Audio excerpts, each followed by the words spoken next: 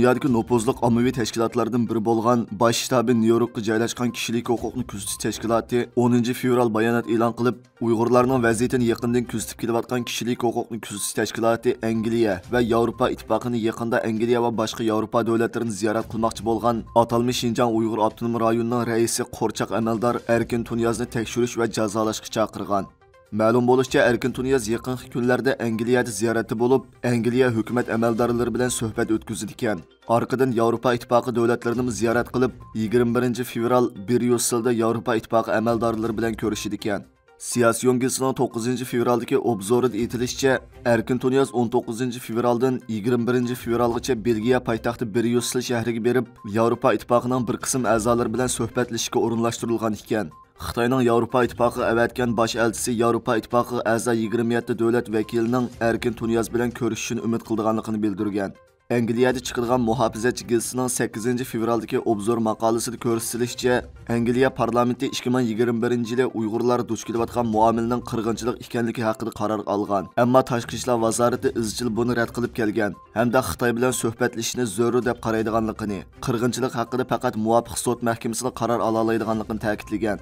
Angliya hukumati aloqador kishilik huquq va ijtimoiy faoliyatchilarga Erkin Tunyaz bilan ko'rishish planini ilxat orqali uqtirib, ulardan namoyish qilmaslikni umid qilgan bo'lsa-mu, biroq Angliya parlamenti va kishilik huquq tashkilotlarining bir qism a'zolari Angliya hukumatining talabini qabul qilmagan hamda Angliya hukumati va Yevropa ittifoqi amaldorlarining Erkin Tunyaz bilan ko'rishish planiga kuchli qarshi turganligini bildirgan. Kishilik huquq kuzatish tashkiloti bayonotida ko'rsatishicha, Sharq Turkiston masalasi mutaxassisi Adrian Zins payshanba kuni oshkorlagan soqchi doiralar hujjatida Erkin Tunyaz 2018-yili 7-oyning 6-kuni so'z qilib, yerlik amaldorlardan mutlaq bexatarlik tadbirini yo'l qo'yib, Sharq Turkistondagi kishilarning jazo lagerlari va soqchilarning tutib turish markazlaridan qechishining oldini olishni talab qilgan. Navbatda muhojiratga Uyg'urlarmi, qo'li Uyg'urlarning qini bilan bo'yalgan amaldorlarning kishilik huquq va demokratiya ta'kidlanayotgan davlatlarda bemalol ziyorati bo'lishi va Xitoyning tashviqotini qilishiga yo'l qo'yilishi oldi bilan millionlagan Sharq Turkiston xalqiga, zulmga uchraganlarga va mazkur davlatlarning qimmat qarshiga ochiq-oshkora haqorat ekanligini bildirishmoqda. Shundaqla bu xildagi harakatlarning Xitoydagi mustabid rejimga va uning qo'lchimoqchilariga texmi jasorat berdiganligini bildirishmoqda.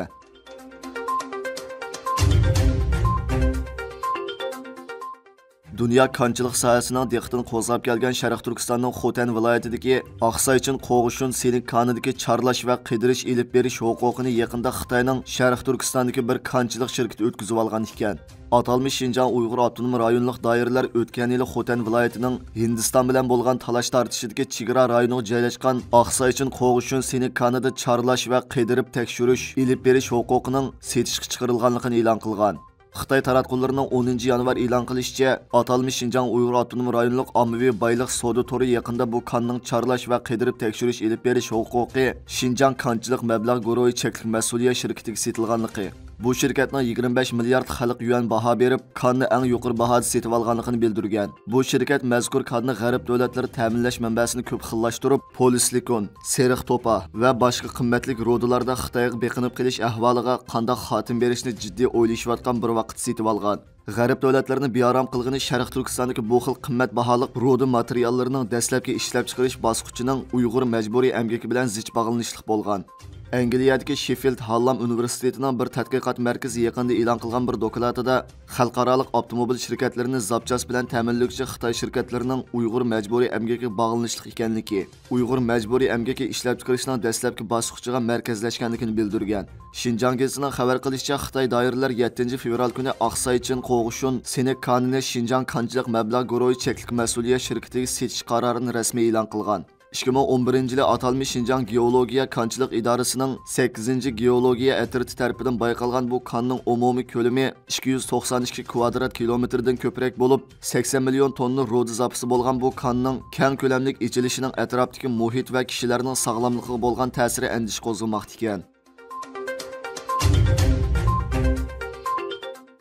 Xitoyning 2017-yili boshlagan Sharq Turkistondagi cho'ng tutqunda 5 milliondan ortiq Uyg'ur va boshqa musulmon turkiy millatlar istidodli boshqaruv sistemasi ichida tutqun qilingan. Tashqi dunyo faqat o'tgan yil 5-oyda oshkorlangan Xitoyning Şinjan soqchi hujjatlaridanla bu sistemaning ko'lamining qanchalik cho'ng va qo'rqinchli ekanligidan xabar topgan. Növbətdə Xitayning rayondagi nazorat sistemasining ko'lamini oshkorlab bergan bu hujjatlar yangi bir bosqichga kirgan. Ma'lum bo'lishicha, Amerikadagi kommunizm qurbonlari xotir fondi Xitoyning Xinjiang soqchi hujjatlaridagi ismlarga asosan to'rda izlash motori yasab chiqib, 9 fevral kunidan boshlab rasmiy ommaning foydalanishiga sungan. Mazkur tordagi izlash motori kishilarni Xitoy soqchi hujjatlaridagi urug' tuqqan, oila a'zolari yoki boshqa shaxslarga oid tafsiliy uchurlarga erishish imkoniyatiga ega qilgan. Kommunizm qurbonlari xotir fondining bayonotida ko'rsatilishicha, kishilar Xinjiang odam izlash quroli nomli izlash motoridan Xinjiang soqchi hujjatlaridagi 700 mingdan ortiq kishining arxivini topa oladi ekan. Bu sonliq ma'lumotlar atalmış Xinjiangdagi soqchi kompyuterdan ilingan Sharq Turkistondagi Xitoyning kishilik huquq ziyonkashligiga uchurg'uchi kishilarga oid maxfiy hujjatlarni o'z ichiga olganligi, buning bir qitimliq intayin muhim hakkerlash harakati ekanligi bildirilgan. Amerika simli xabarlar torining bildirishicha, o'tgan yil 5-oyda e'lon qilingan Xinjiang soqchi hujjatlari hakkerlar shu qitim qo'lga tushirgan hujjatlarning faqat oz bir qismi ekanligini, qolgan hujjatlar qarta yanada ilgarilab elib berilgan tekshirishlarda uning to'liq mazmuni oydinlashtirilgan. Xabarda 11,477 parcha hujjat va minglagan rasmlardan 830 ming kishining oshkorlanganligi bildirilgan.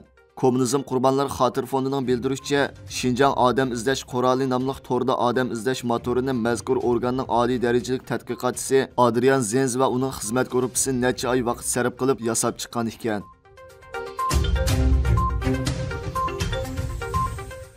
Kahramanmaraşni markaz qilib tavrigan 7,8 va 7,6 bal yer tevrashlarida jindan ayrilganlarning soni 31,643 ga yetdi.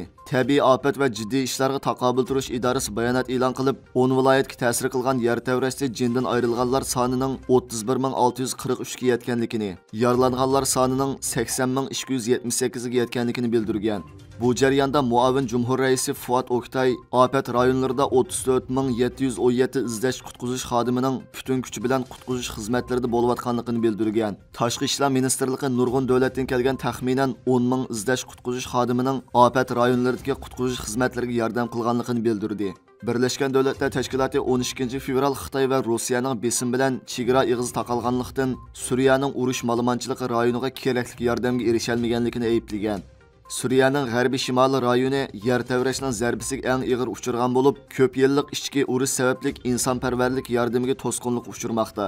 Birleşken Devletler Teşkilatı'nın Suriye'de turishlik vakili 12 fevral kuni Suriye qo'zg'olonchilarini siyosatni bir chetga qayrib qo'yib, qiyin paytda Suriye xalqini qo'llashga chaqirgan. Suriyaning ichki urushi 12 yil ilgari portlab, davlat ichidagi millionlagan kishi uy makonlaridan ayrilgan. Navbatda G'arbiy Shimol rayoni bo'lsa, qo'zg'olonchilar kontrol qiladigan birdan-bir rayon bo'lib, insonparvarlik yordamiga erishish izchil holda g'oyat zo'r qiyinchiliklarga uchrab kelgan. 2-oyning 12-kuni BDTning Suriyadagi alohida vakili Gail Pedersen Damashqqa yetib kelib, insonparvarlikni birinchi o'rin qo'yishga chaqirgan.